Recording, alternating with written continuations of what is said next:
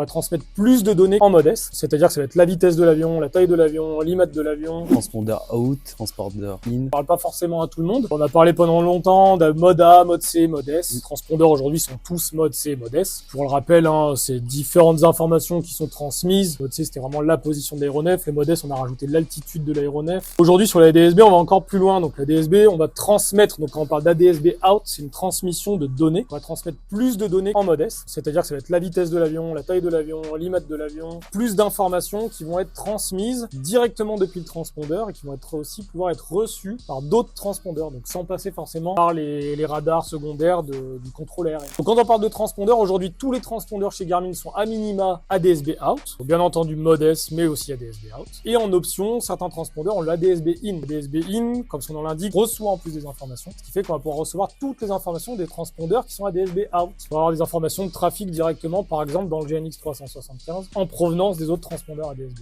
Donc savoir exactement quel est le type d'aéronef qui circule au sein de la zone où on est. Ouais, tout à fait, c'est ça. Alors aujourd'hui, c'est un petit peu limité malheureusement en Europe. La DSB est très très répandue. Alors aux États-Unis, il est même universel, c'est-à-dire qu'il est obligatoire pour tous les aéronefs. Donc c'est la solution de trafic absolue. Eux voient vraiment tous les aéronefs qu'ils veulent. Mais aujourd'hui en Europe, comme je le dis, la seule limitation qu'on va avoir sur la DSB.